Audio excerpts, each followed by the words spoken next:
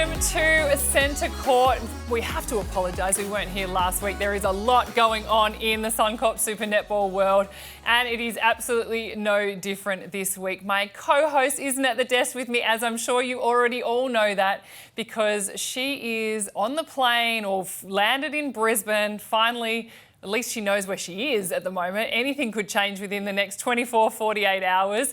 Ash Brazill, how are you going up there? Thanks for having me, B. Finally settled in our hotel room. We know that we're in Brisbane. It's been crazy. I think in a week we've just been tossed around, but yeah, finally glad that we've settled in. We now are in our hotel. Well, get ready because I've got plenty of questions coming your way, as I'm sure all of our viewers will want to hear exactly what is going on inside that hub and that bubble and on all the planes that you've been jumping on and all those meetings that have been happening. Don't forget to follow us along on our socials. So at Centre Court Show is our handle, and then hashtag Centre Court Netball. We'll continue to track Twitter and social media to keep up to date with your conversations. It's now time to get to the agenda. Thanks to TAC. Make safety features a priority in your next car. Visit howsafeisyourcar.com.au. All right, first off, I'm going to start off on a positive. You had a great win against the Vixens on the weekend before the rest of this drama played out. That must have felt good, Braz, to get that win against the Vixens.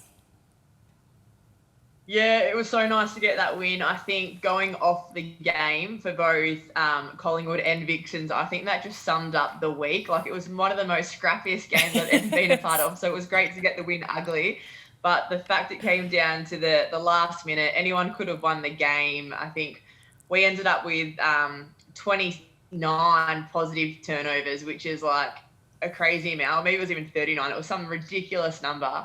And to have that amount of positive turnovers, let alone negative turnovers, you know it's a pretty scrappy game, but so great that we got the win in the end. And now you're 2-love up this season against the Vixens. I don't know if that's the first time that's happened since the start of SSN, but it must feel pretty good to know that Magpies are having that dominant season so far against the other Melbourne side.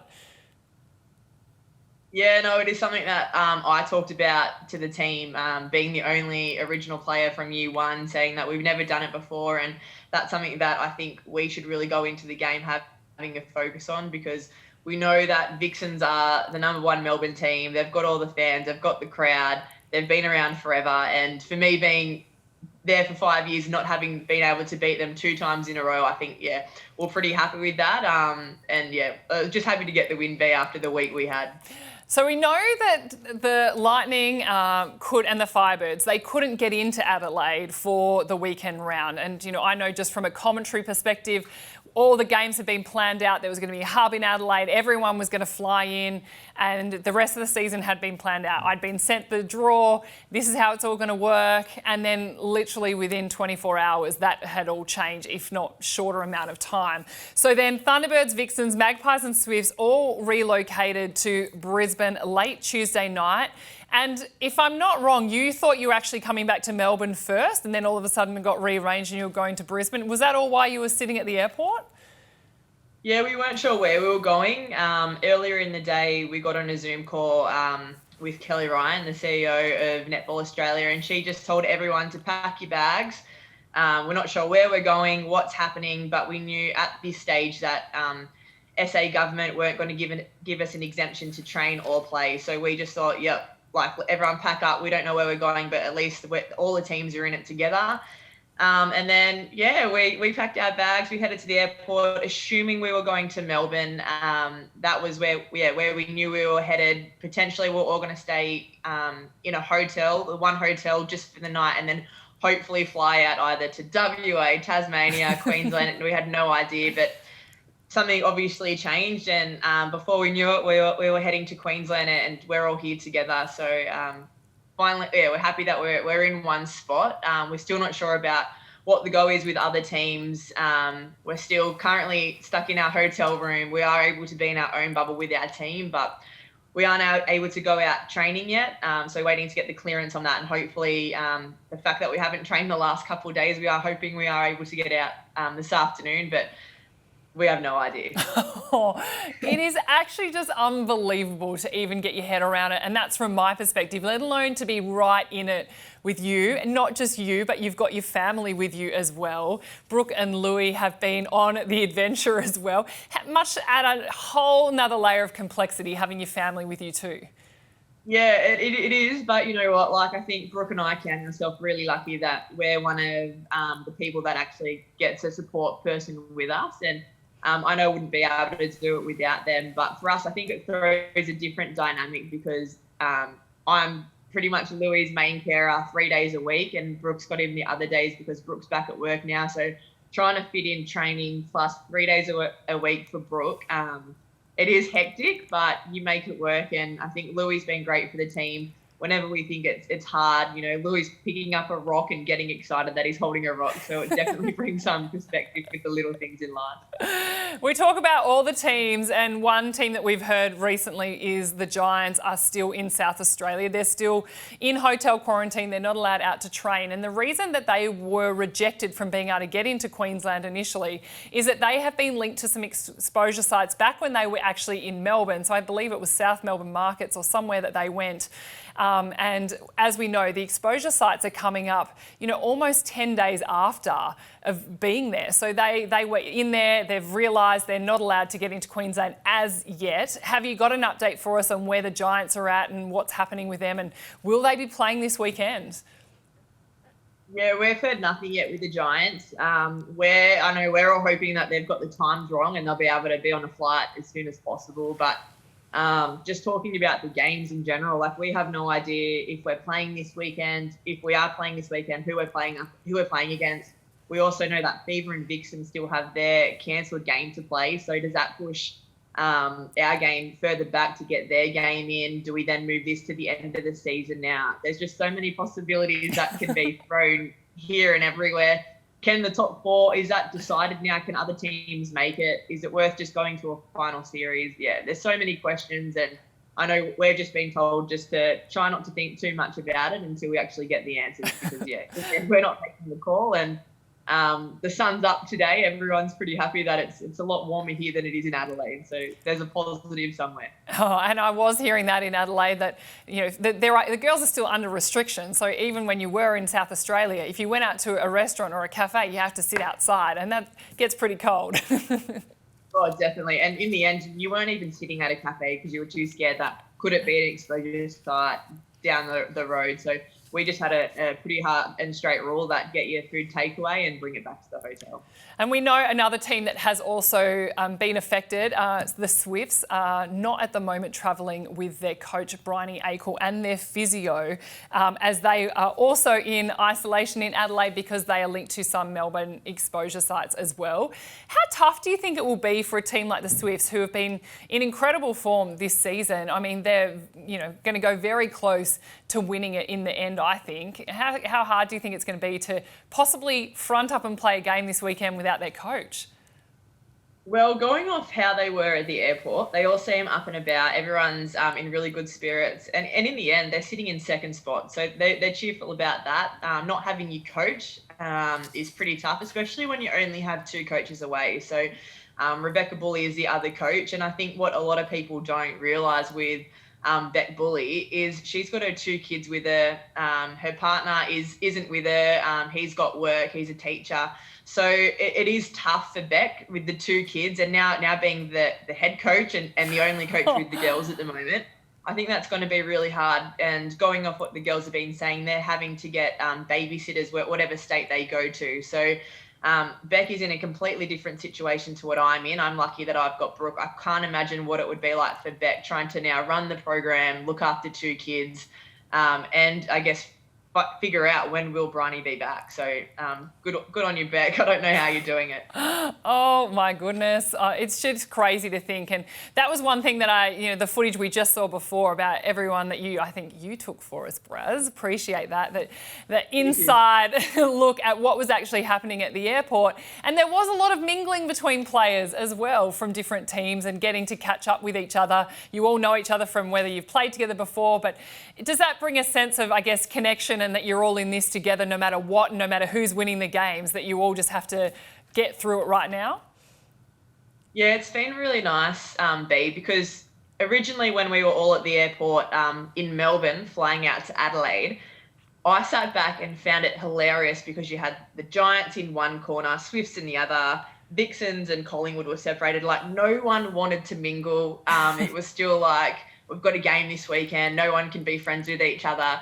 And in the end, there's only 80 spots in our league. So the fact that there's that little, which is two AFL teams, we all know each other really well. We're all mates off the court. So to watch that unfold, I thought it was hilarious. And then you bring it forward a week. We're all in Adelaide. Everyone's running around crazy. The kids are just running wild and all playing with each other, which is great. And then you see teams mingling with each other, everyone having a laugh. Yes, it's a stressful situation, but no one's really freaking out. So it was really nice to see everyone actually come together and actually realize, we're all in it together. It's not one team versus another here. We're trying to do the best thing to keep this league going and keep it, I guess, the sport going. So, it's been tough, but the fact that we're all actually able to mingle and have a laugh about it, it's been pretty good. And I want to ask you, while we've got the opportunity, because I'm sure everyone thinks about, how does the communication happen? How do you actually know what's happening next? How do you know when you're allowed out to the hotel to go to training? I imagine, is there Netball Australia Zooms that happen and then there's your team communicating to you? What's all this process? Well, I know Jane Woodlands for us has been keeping it just up to her and making it work for us. So I know that she's on CEO meetings all the time, high performance meetings with Netball Australia. A couple of times, Kelly Ryan's been able to do a full league Zoom call, which has been great, and been able to just say, does anyone have any questions, and put it open to all of us. So we're on the phone 24/7. I know for us, our WhatsApp group is going crazy, and we've got about 5 of them. So trying to keep up with what's what, who's who, it's been crazy. I've actually added Brooke to our Magpies one just so I don't miss anything. But yeah, it's been crazy. But the communication, cannot fault it. There's been so much communication, and not just from, I think in previous years, it's just been from your club and your club only, and you're hoping that one person on the Zoom call is being able to get all the information, where now I think it's been great that we're all on it so we don't miss anything. Everyone's accountable to help out, I guess, your club and the league. So yeah, can't fault the communication. And one final question for our agenda. Don't worry, there's plenty more to come in the rest of the show. But I want to ask you about the collective bargaining agreement and the participation agreement. Nothing has been signed for next year, and it's a really hard time anyway, any other season, to try and get a collective bargaining agreement done. What it takes Netball Australia, and having been involved in it previously, Netball Australia, it also then takes all of the clubs, and the clubs usually choose representatives, and then it takes the Players Association all sitting around a table and discussing, what the salary cap's going to look like, what are some of the kind of rules and regulations that are going to be in place.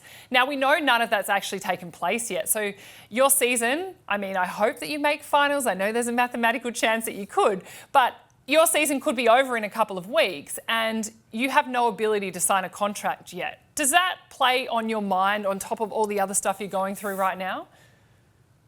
A little bit. I think what a lot of people forget, and probably athletes as well, that you just automatically think, what am I going to do? Who am I going to sign? My club aren't even talking to me yet, but in the end, no one's able to talk to you because there is no players agreement, but there's also no coaches agreement, no umpires agreement. Like, really, we know that there's a league going to happen, but who is going to be a part of that? We have no idea. It is a little bit scary, and with the being potentially a condensed season, our season could be over in a week. So it is scary but I've always known 4 weeks to go that I've at least got my team wanting me for next year. So it is scary, but I guess you just got to let it go, and we've still got 3 games to really prove ourselves. And for me, I wouldn't sign a contract without knowing who my coach is going to be next year. And I know Nicole Richardson, for us, she hasn't been spoken to either.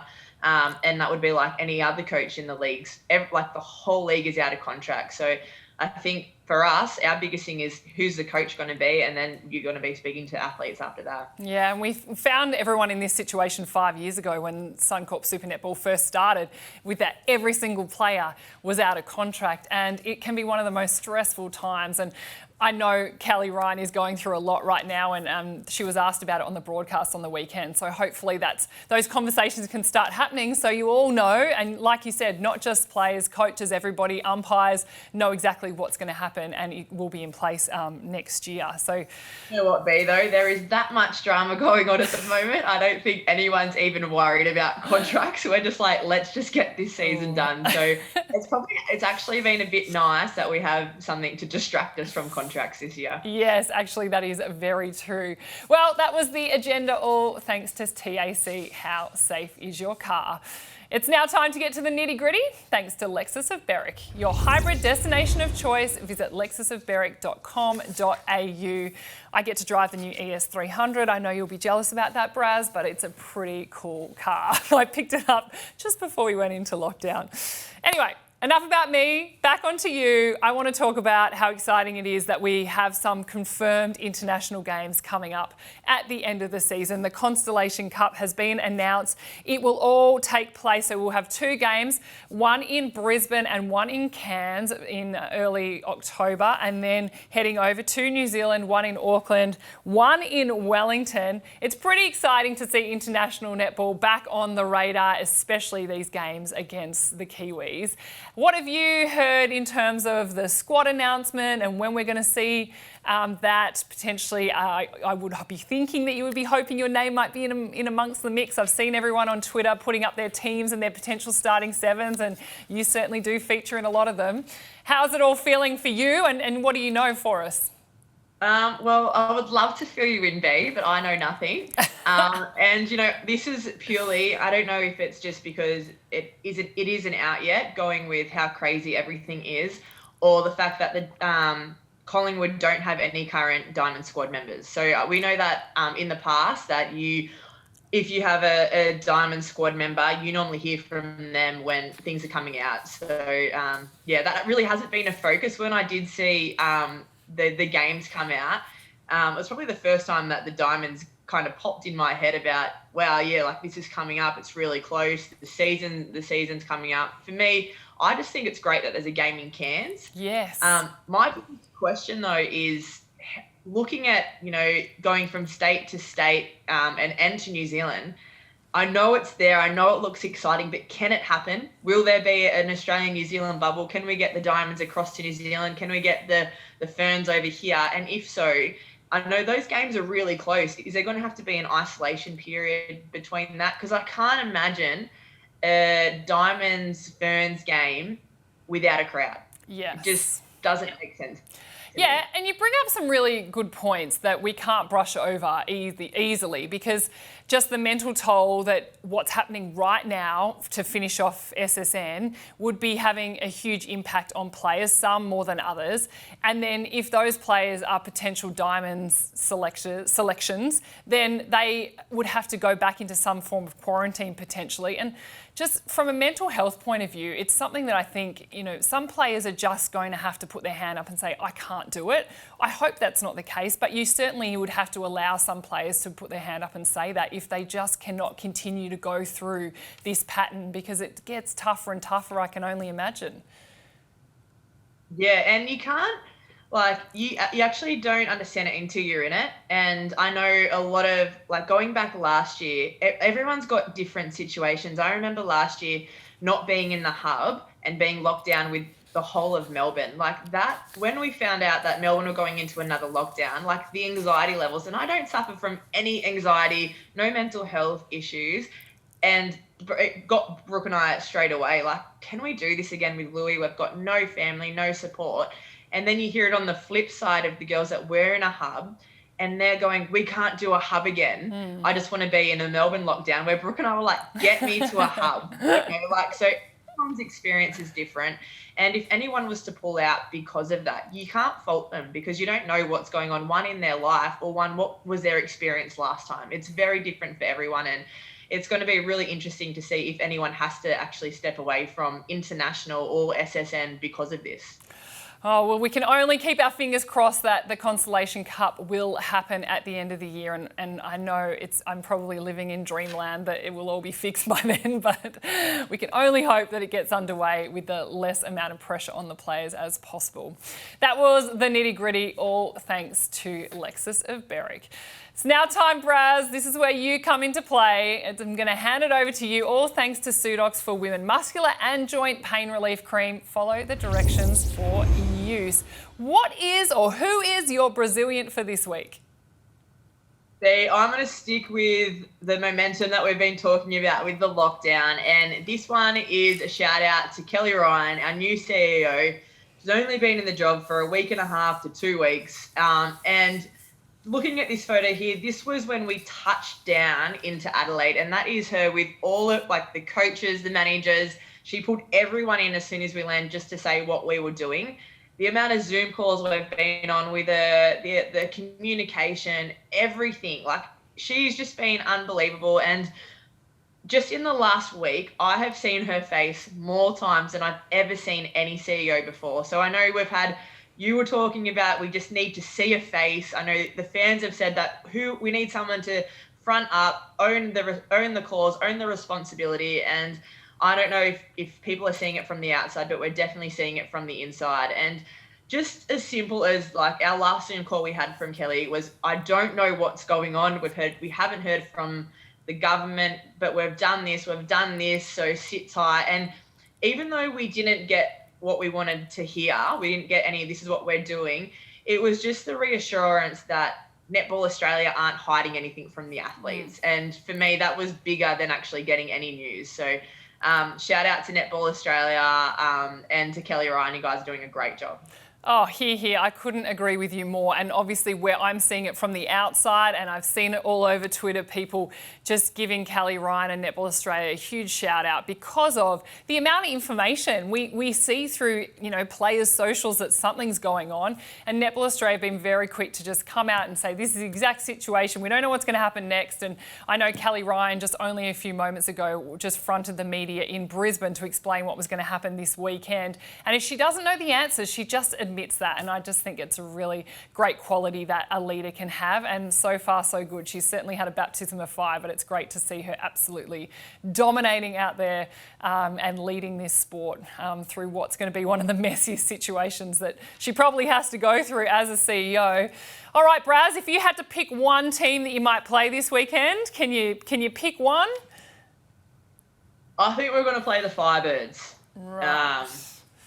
So wait and see, but you never know. It could be Fever. I think we were meant to be playing Fever, but going off that they've got to play the Vixens, I would assume we're going against Firebirds. Now, also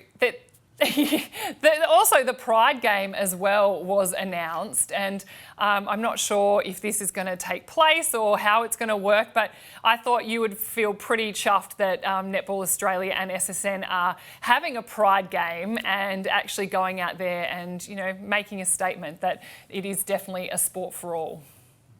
100%, and full credit to the Firebirds because I'm pretty sure that they've led this.